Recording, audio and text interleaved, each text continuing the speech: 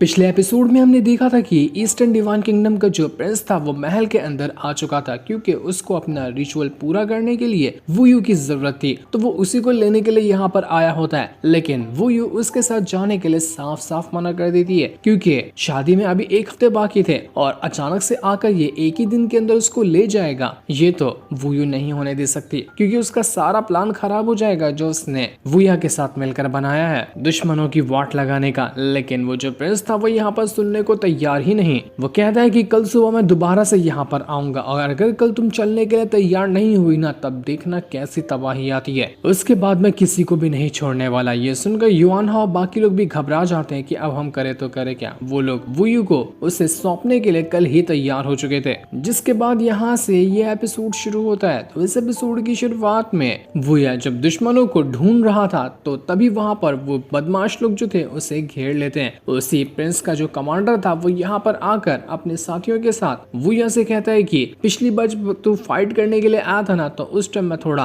Careless हो गया था और प्रिंस ने मुझे फाइट करने से मना कर दिया था, इस वजह से मैं उस टाइम तेरी जान नहीं ले पाया। पर अब नहीं, अब तो मैं यहाँ पर तेरी जान लेकर ही रहूंगा। जरा नजर घुमाकर अपने चारों तरफ देख, मेरे सारे के सारे साथियों ने तुझे घेर कर रखा हुआ है, तू बचेगा नहीं, बहुत बुरी मौत मरेगा तू। वो अपने एक साथी से कहता है कि जा और इस वुया पे हमला करके इसकी जान ले ले। ये सुनकर तो उसके साथी की फट चुकी थी कि क्या मैं अकेले जाऊं इस पे मारने के लिए? तुम्हें नहीं लगता कि ये अकेले जाना खतरे से खाली होगा? लेकिन कमांडर के चिल्लाने पर वो बंदा अपने और भी साथियों को लेकर एक साथ वुया के ऊपर अटैक करने के लिए जा चुका था। लेकिन वुया को इससे कोई फर्क नहीं पड़ता। वो अपनी स्टिक लेता है और स्टिक को घुमाते हुए वहां पर तैयार था जितने भी लोग यहाँ पर आते हैं उनसे लड़ने के लिए। तो देखते ही देखते एक के बाद एक करते हुए सभी लोग एक साथ वहां पर किसी तरह का खास फॉर्मेशन बना देते हैं जो फॉर्मेशन के अंदर से पावर बाहर निकलकर वुया के ऊपर अटैक कर रही थी और इस वजह से वो लोग यहाँ पर वुया की जान लेने की कोशिश कर रहे थे। वुया यहाँ पर कहता है कि तुम्हारी ये घटिया सी ट्रिक, इससे तुम्हें लगता है कि तुम मुझे हरा लोगे? सपने में भी नहीं, तुमने मेरी पावर अभी तक की देखी ही कहाँ है। तो वो जैसे ही यहाँ पर जमीन पे अपना पैर क्या मारता है कि ऐसा धमाका हुआ था वहां पर जिस वजह से सारे के सारे लोग उड़कर दूर फेंका जाते हैं। फॉर्मेशन वगैरह सब खत्म हो गया था, बस जमीन पे हल्का सा पैर रखने की वजह से क्या कमाल का अटैक देकर मारा था वुया ने इन लोगों को। वुया अब यहाँ पर रुकता ही नहीं। वो जो कमांडर था उसके ऊपर एक के बाद एक करते हुए कई सारे अटैक देकर मारता है। एक भी अटैक यहाँ पर वो कमांडर जवाब में कर ही नहीं पा रहा था। मार मार कर वुया ने उसका अंचर पंचर ढीला कर दिया होता है जिस वजह से कमांडर की हालत बुरी तरह से खराब हो चुकी थी। वो दोबारा से अटैक करने के लायक भी नहीं था। वो यहाँ पर वुया से भीख मांगता है कि वुया मुझसे गलती हो गई, मैंने तुझे कमजोर समझ लिया था तो तू मुझे यहाँ पर माफ कर दे, मैं दोबारा कभी तेरे ऊपर अटैक नहीं करूंगा, मेरी जान बख्श दे तू। तो वुया कहता है कि बख्श दूं तेरी जान, ठीक है, लेकिन पहले जा उनसे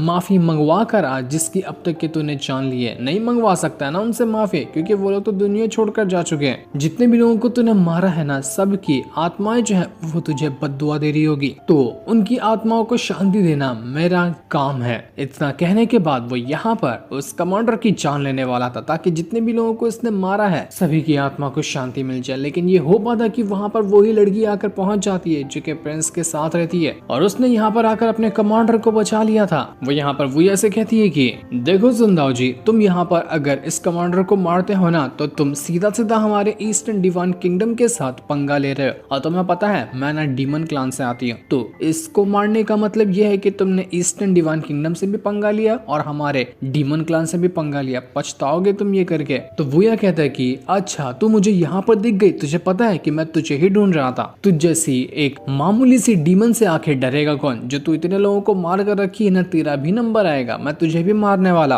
तो ये सुनकर वो लड़की कहती कि अच्छा बहुत अच्छी बात है, तुमने जो ये बात कही है ना ये मेरे दिमाग में हमेशा बैठी रहेगी, इसका एहसान मैं कभी ना कभी तुमसे चुकवा कर रहूंगी। देख लेना पछताओगे मुझसे इस एटीट्यूड में बात करने की वजह से। मुझे कमांडर था वो यहाँ पर उस लड़की से कह रहा होता है कि प्रोटेक्टर हमें बचा लीजिए, ये मुझे मारना चाह रहा था, मुझे आपको बचाना ही होगा। लेकिन वो लड़की कहती कि मैंने क्या कहा था, अगर किसने भी मेरे प्लान में गड़बड़ी करने की कोशिश की ना तो उसको कोई और क्या मारेगा, मैं ही मार दूंगी। तो तूने यहाँ पर मेरा प्लान खराब किया है। मैंने कहा था क्या अभी तुझे कि इस सुंदाओ जी के साथ जाकर फाइट करने के लिए, तू बचेगा नहीं। इतना कहने के बाद वो अपनी ही पावर का इस्तेमाल करते हुए उस कमांडर के ऊपर अटैक देकर मारती है जिस वजह से वो कमांडर जाकर मर चुका था और उसकी सोल को वो एक क्रिस्टल में बदल कर अपने पास रख लेती है। इसके बाद वो वुया से कहती है कि सुंदाओ जी देखो अभी तो मैं जा रही हूँ, लेकिन बाद में वापस जरूर आऊंगी, और जब आऊंगी ना तो वो दिन जिंदगी का तुम्हारे आखिरी दिन होगा।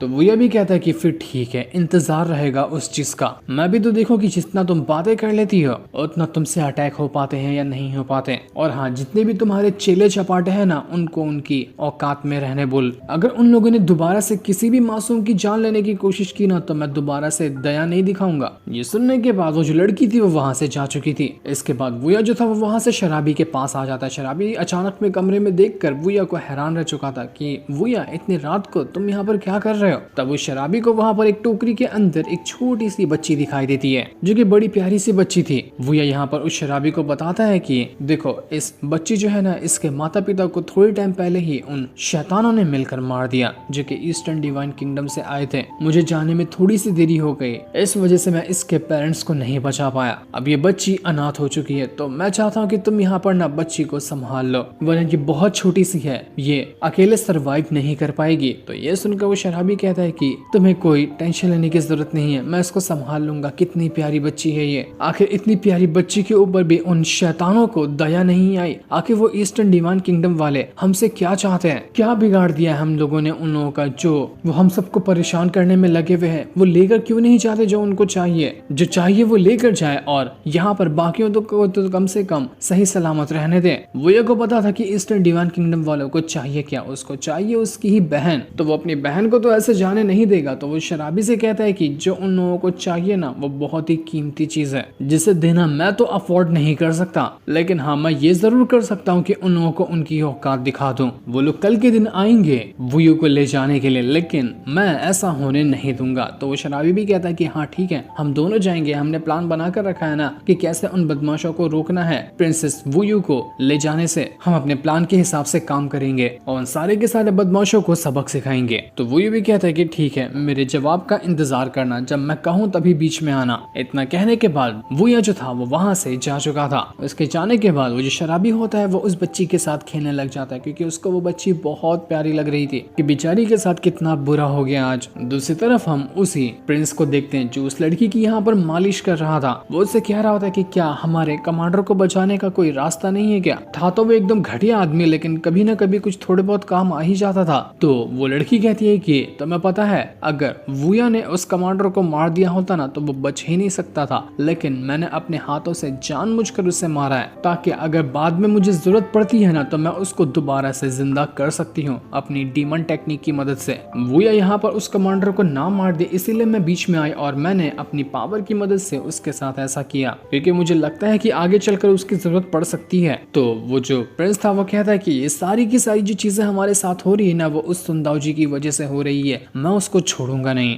एक बार बस वो मेरे हाथ लग जाए, ऐसा मारूंगा ना कि जिंदगी भर याद रखेगा। तो वो लड़की कहती है कि वो जो सुंदाव जी है वो तो अभी बॉडी रिफाइनमेंट के सिर्फ 9th लेवल पर ही है, वो हमारे लिए उतना बड़ा खतरा नहीं है, हम उसको मार सकते हैं, लेकिन खतरा तब हो जाएगा जब उसका जो स्वॉर्ड सेक्ट है उसको इसकी खबर लगेगी, तो फिर वो हमारे प्लान के बीच में टांग घुसेड़ सकते हैं। इसलिए अभी थोड़ा शांति बनाए रखो। हम जो रिचुअल करने वाले हैं ना, वो रिचुअल पूरा हो जाता है तो हमारा ईस्टर्न डिवाइन किंगडम इतना पावरफुल हो जाएगा कि वो स्वॉर्ड सेक्ट भी हमारे सामने कुछ नहीं कर सकता। उसके बाद बड़े आराम से और बड़े प्यार से हम उस सुंदाव जी की जान ले लेंगे, ऐसा मारेंगे कि एक इतिहास बन जाएगा कि हमसे टकराने वाले का अंजाम आखिर होता क्या है। बचने नहीं वाला है, वो बहुत बुरी मौत वो मरेगा। इसलिए अभी जो भी करना है ना, सोच समझ के करना होगा, कोई भी हम गलत कदम नहीं उठा सकते, वरना कीमत हमें बहुत बड़ी चुकानी पड़ जाएगी और हमारा सारों का जो प्लान है वो यहाँ पर बर्बाद हो जाएगा। वो जो प्रिंस था वो यहाँ पर कहता है कि रिचुअल के लिए जरूरत पड़ेगी वुयू की, तो कल सुबह ही मैं घोड़ा गाड़ी लेकर जाऊंगा महल के दरवाजे पर। कल वुयू आए या ना आए ये उसकी मर्जी के ऊपर डिपेंड नहीं करेगा, बल्कि मेरे ऊपर डिपेंड करेगा। मैं घसीटते हुए उसको कल ले जाऊंगा। कोई भी मुझे कल वुयू को अपने साथ ले जाने से नहीं रोक सकता। वो बातों ही बातों में यहाँ पर उस लड़की के साथ थोड़ा करीब होने की कोशिश कर रहा था। पहले तो वो लड़की मना करती है, फिर उसके बाद वो उसको अपने पास बुला लेती है, जिस वजह से वो प्रिंस उसके ऊपर कूद कर चला जाता है और फिर इसके बाद ये सीन यहाँ पर कट हो जाता है। दूसरी तरफ हम वुयू को देखते हैं, वो अपनी जो उसकी दासी थी उसके साथ बैठी होती है। उसकी दासी जो थी वो एनी टाइम उसके ऊपर नजर रखा करती है कि कभी भी कुछ गड़बड़ होती है तो वो पहले आकर उस गड़बड़ी का मुकाबला करे। वुयू उससे कहती कि तुम बहुत ज्यादा थकी हुई लग रही है, तुम जाकर सोती क्यों नहीं हो, देखो तुम्हारी आंखें लाल हो चुकी हैं नींद की वजह से, जाओ आराम करो, मैं यहाँ पर सेफ हूँ, मुझे कुछ नहीं होगा।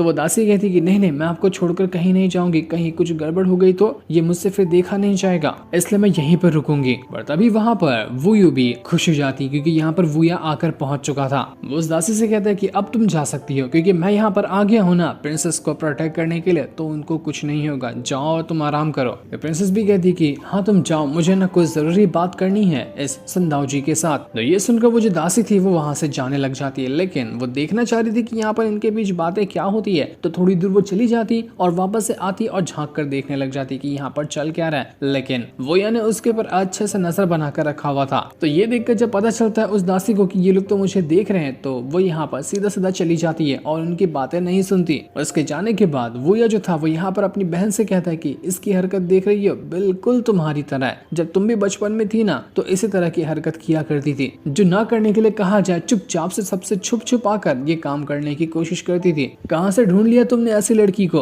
वैसे मैं तब से तुम्हें देख रहा हूँ कि तुम कुछ लिख रही हो, क्या लिख रही हो बताओगी? तो वो यूँ कहती है कि मैं ना प्लान अलग अलग बनाने की कोशिश कर रही हूँ, क्योंकि पहला हमारा टारगेट है ईस्टर्न डिवाइन किंगडम के बंदे, उनकी वाट लगा देना। तो उसके बाद हमारा दूसरा टारगेट होगा युआन हाओ और वो जो क्वीन है वो दोनों। तो मैं उन्हीं के लिए प्लान बना रही हूँ कि किस तरह से हम युआन हाओ और उस क्वीन की वाट लगा सकते हैं ताकि जो चीज हमारी है वो हमें वापस मिल जाए और हम यहाँ पर अपने फादर का बदला भी ले लेंगे जो कि इन लोगों ने उनके साथ किया था। तो वो ये कहता है कि इसके लिए प्लान बनाने की क्या जरूरत है, ताकत ही सब कुछ होता है ना, हम सीधे जाएंगे युआन और उस क्वीन की वाट लगा देंगे, क्योंकि मुझे पता है कि वो लोग मेरा कुछ बिगाड़ नहीं सकते, इसलिए टेंशन मत लो, प्लान वगैरह बनाने की जरूरत नहीं है, मेरे 2 हाथ काफी हैं उनके लिए। तो वो यूँ कहती कि नहीं, हमें प्लान बनाना चाहिए। तो मैं पता है ना, बचपन से मैं किसी भी चीज को करने का A प्लान, B प्लान और C प्लान तक के चली जाती हूँ ताकि कोई भी कसर ना रहे। तो इस बार भी हमें अच्छे प्लान के साथ ही चलना होगा, हम डायरेक्ट जाकर कोई कदम नहीं उठाएंगे। बचपन में भी तुम इसी तरह की हरकत करते हुए कई बार फंस चुके हो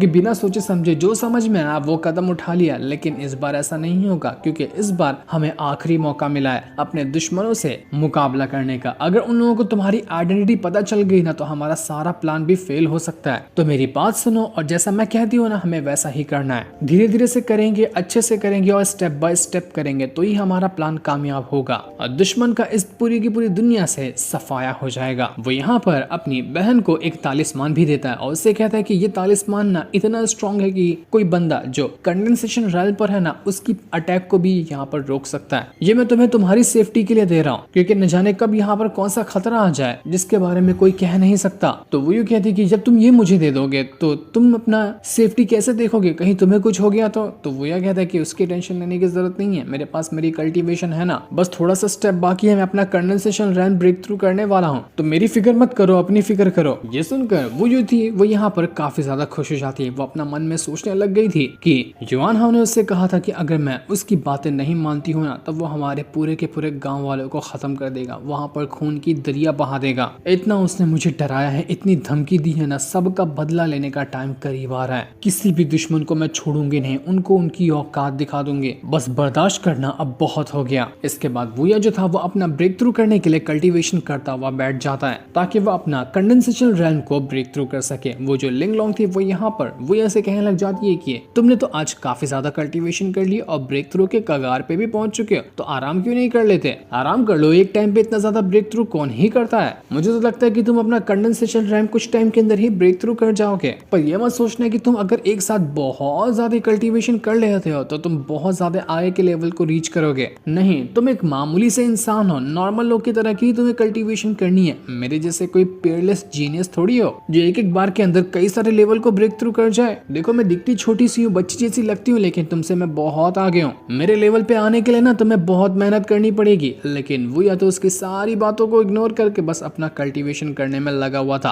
वो कहता है कि टाइम लगेगा, मुझे उससे फर्क नहीं पड़ता, लेकिन हाँ मैं देख लेना एक टाइम पे तुमसे भी ज्यादा पावरफुल होकर दिखाऊंगा। पर तभी वहां पर भागते हुए वो जो दासी थी वो आकर पहुंच जाती है और वुया को एक लेटर देते हुए कहती है कि अनर्थ हो गया, बहुत बड़ी गड़बड़ हो गई है, आपको जल्दी से जाना होगा। ये सुनकर वुया भी एकदम घबरा चुका था। वो लेटर जब देखता है तो उसको को पता चलता है कि कुछ तो बहुत बुरा हुआ है। वो कहता है कि बहन मैं आ रहा हूँ, लेकिन अब यहाँ पर वुया की बहन के साथ क्या हुआ था, क्या उस लेटर के अंदर लिखा हुआ था, ये तो अभी हमें नहीं बताया जाता। हो सकता है कि ये खबर आई हो कि वो प्रिंस जबरदस्ती घसीटते हुए वुया की बहन को ले जा रहा है। तो अब यहाँ पर लगता है कि ईस्टर्न डिवाइन किंगडम वालों की शामत आने वाली है, वुया किसी को नहीं छोड़ेगा। ये चीज हमें नेक्स्ट एपिसोड के अंदर पता चलने वाली है, जिस सीन को दिखाते हैं। साथ ही ये एपिसोड यहीं पर एंड हो जाता है।